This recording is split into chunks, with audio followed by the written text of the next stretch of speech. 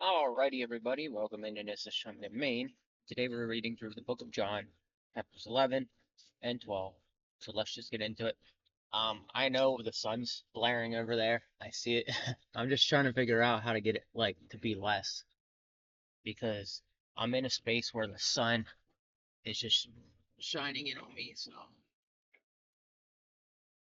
that right there should be okay. Yeah, that should be pretty good right there. All right.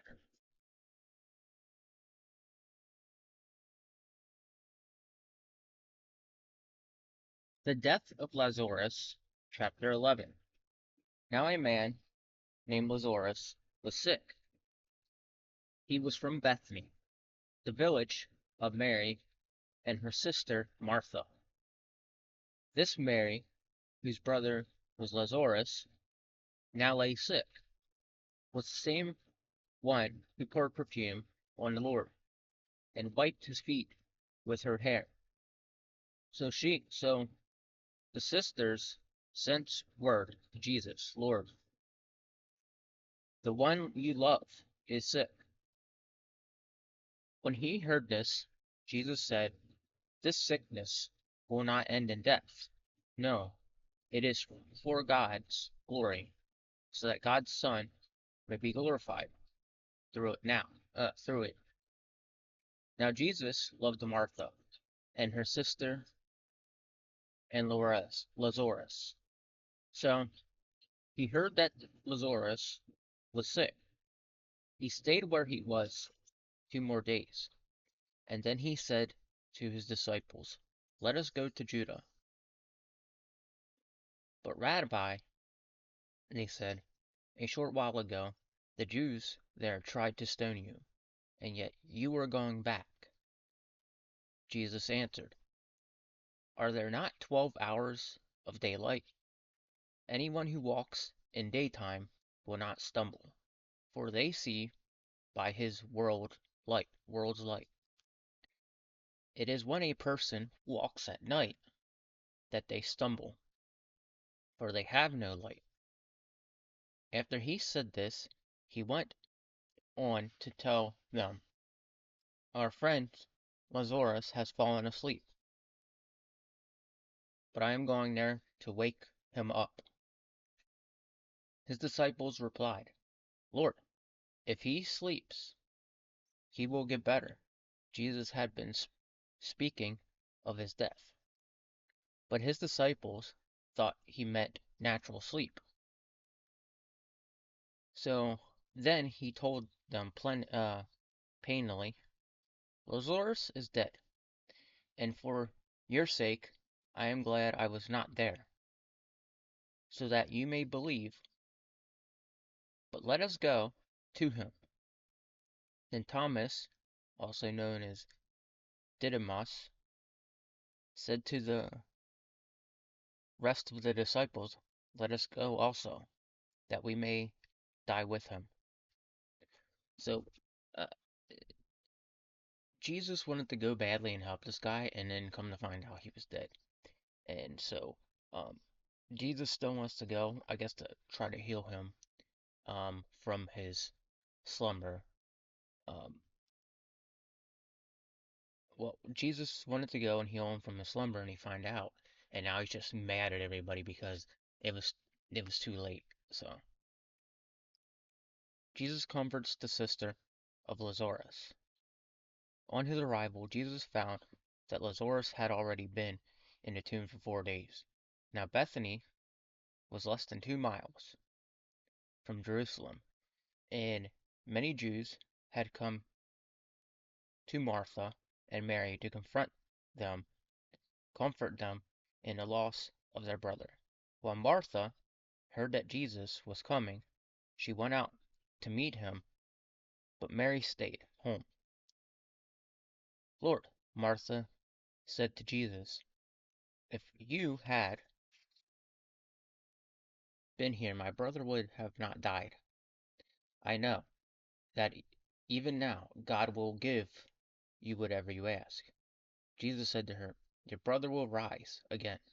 Martha answered, I know he will rise again, and in the resurrection at the last day. Jesus said to her, I am the resurrection and the life. The one who believes in me will live, even though they die. And whoever lives by believing in me will never die. Do you believe this? Yes, Lord, she replied. I believe that you are the Messiah, the Son of God, who is to come into the world. After she had said this, she went back and called her sister Mary aside. The teacher is here, she said, and is asking for you. When Mary heard this, she got up quickly and went to him. Now Jesus had not yet entered the village, but was still at the place where Martha had met him. When the Jews had been with Martha in the house, comforting her, notice how quickly she got up and went out. They followed her, supposing she was going to the tomb to mourn there. When Mary reached the place where Jesus was and saw him, she fell at his feet and said, Lord, if you had been here, my brother would have not died. When Jesus saw her weeping, and the Jews who had come along with her also weeping, he was deeply moved in the spirit and troubled. Where have you laid him? He asked. Come and see, Lord, they replied. Jesus wept. Then the Jews said, See how he loved him? But some of them said, Could not he who opened the eye of the blind man have kept this man from dying? So they're all like, where were you when he was dying, Jesus? Like that's pretty much the act reaction of the Jews and how they were treating him, because they didn't believe that he was the Son of God. And so because he left the town and they were treating him awfully, he wasn't there to heal this guy. And that's why they were like, well, where's your power now, Jesus? So Jesus raises Lazarus from the dead. Once more, once more deeply moved, came to the tomb. Sorry, let's start over again. Jesus once more deeply moved, came to the tomb. It was a cave with stone laid across the entrance. Take away the stone, he said. But Lord, said Martha, the sister of the dead man, by this time there is a bad odor, for he has been there 4 days. Jesus said, I did not tell you that if you believe, you will see the glory of God. So they took away the stone. Then Jesus looked up and said, Father, I thank you that you have heard me. I know that you always heard me, but I said this for the benefit of people standing here, that they may believe that you sent me. When he said this, Jesus called in a loud voice, Lazarus, come out. The dead man came out, his hands and feet wrapped with stripes of linen and clothes around his face. Jesus said to them, Take off the grave clothes and let him go. So this guy resurrected because, Jesus was talking to God, and God put life back into the guy. So the plot to kill Jesus. Therefore, many of the Jews who had come to visit Mary and had seen what Jesus did believed him. But some of them went to the Pharisees and told them what Jesus had done. The chief priests and the Pharisees called a meeting of the Sanhedrin. What are we accomplishing? They asked. Here is the man performing many signs. If we let him go on this, on like this, everyone will believe in him. And then the Romans will come and take away both our temple and our nation. Then one of them, named Cassius, was who was high priest that year, spoke up. You know nothing at all. Do you do not realize that it is better for you that one man die for the people than the whole kingdom, than the whole nation perish? He did not say this on his own, but as high priest that year, he prophesied that Jesus would die for the Jewish nation, and not only for that nation, but also for the scattered children of God, to bring them together and make them one. So from that day on, they plotted to take his life. Therefore Jesus no longer moved about publicly among people of Judah.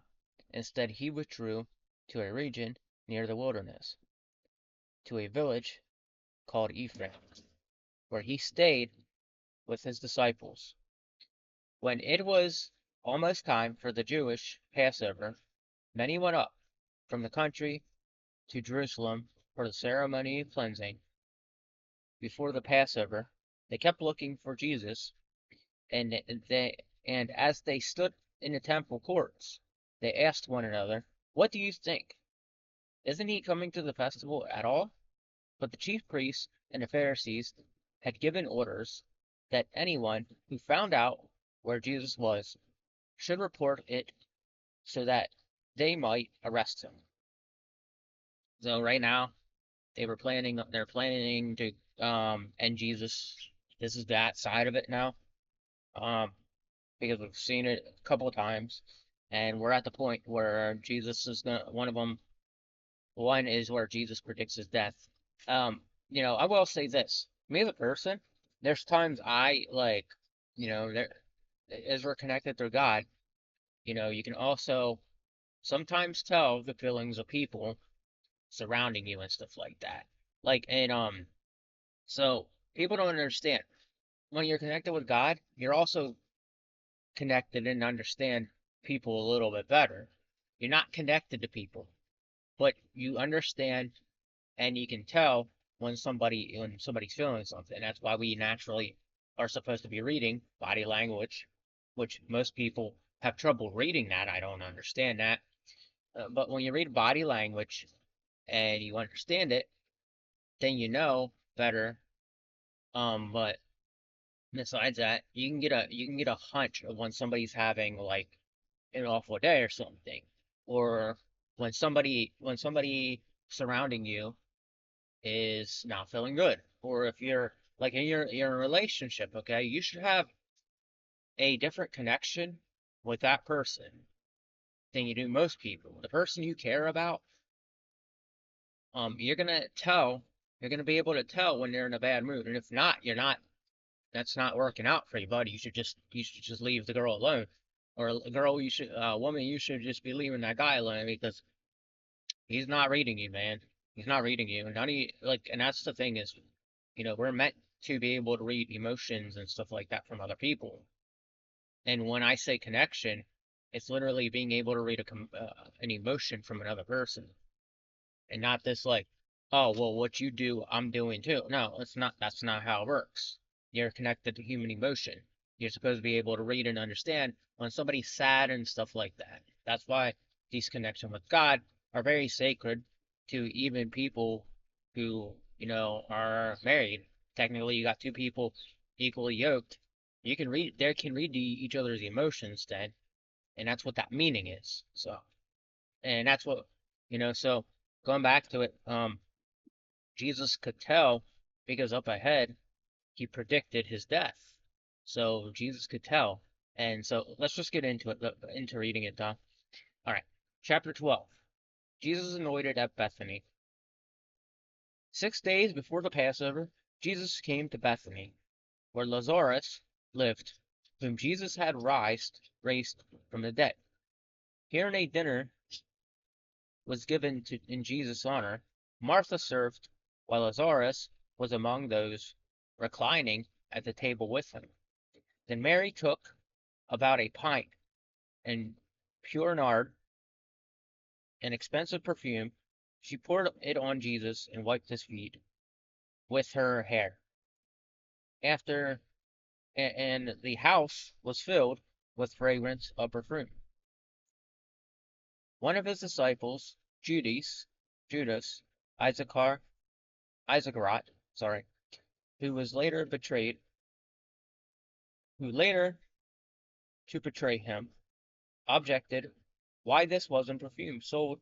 Why wasn't this perfume sold?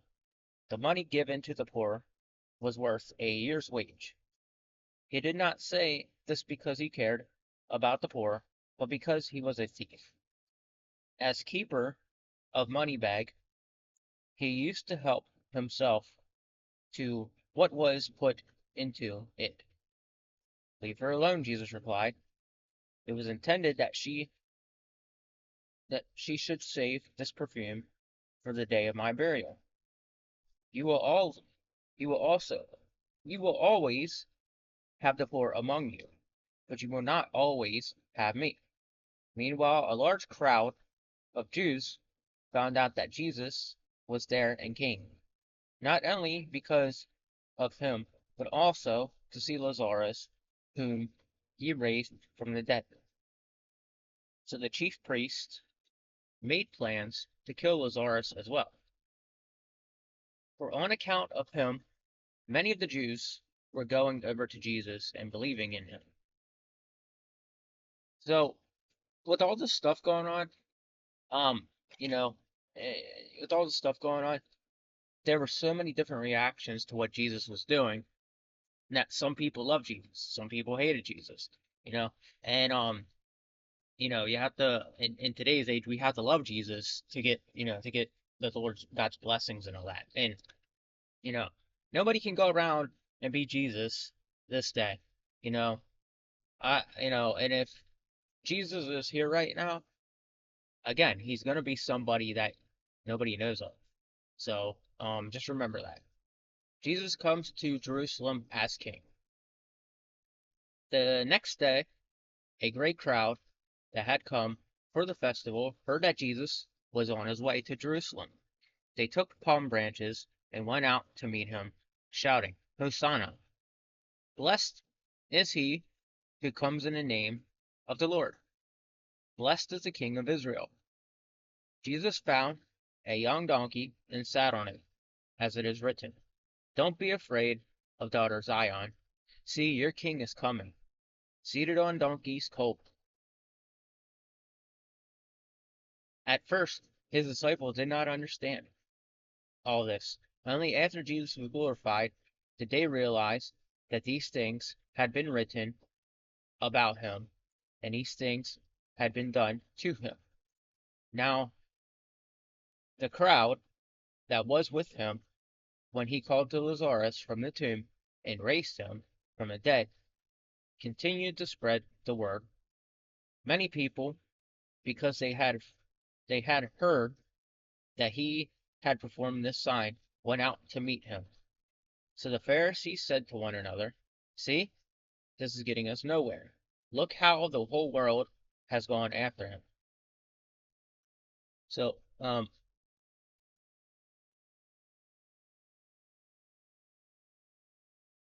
a crowd went to meet Jesus, and then people started realizing that people are going after him. And and that's where like this whole next step comes in, where he started predicting his death like he did previously. This is showing a different side of it. This is showing a more detailed, like, again, if they were to make this book into a movie, it'd be a good movie. So, Jesus predicts his death. Now, there were some Greeks among those who went up to worship at the festival. They came to Philip, who was at Bethsaida in Galilee, with a request. "Sir," they said, "we would like to see Jesus." Philip went to tell Andrew. Andrew and Philip in turn told Jesus. Jesus replied, "The hour has come for the Son of Man to be glorified. Very truly I tell you, unless a kernel of wheat falls to the ground and dies, it remains only a single seed. But if it dies, it produces many seeds. Anyone who loves their life will lose it, while anyone who hates their life is in this world will keep it for eternal life. Whoever serves me must follow me, and where I am, my servant also will be. My Father will honor the one who serves me. Now my soul is troubled, and what shall I say? Father, save me from this hour. No, it was not for that very reason I came to this hour. Father, glorify your name. Then a voice came from heaven. I have glorified it, and it will glorify it again. The crowd that was there had heard it, and had thundered, and it had hold on, let me reread it. The crowd that was there and had heard it had thundered. Others said an angel had spoken to him. Jesus said, "This voice was for your benefit, not mine. Now is the time for judgment on this world. Now the prince of this world will be driven out, and when I am lifted up from the earth, will draw all people to myself." And he said this to show the kind of death he was going to die. The crowd spoke up.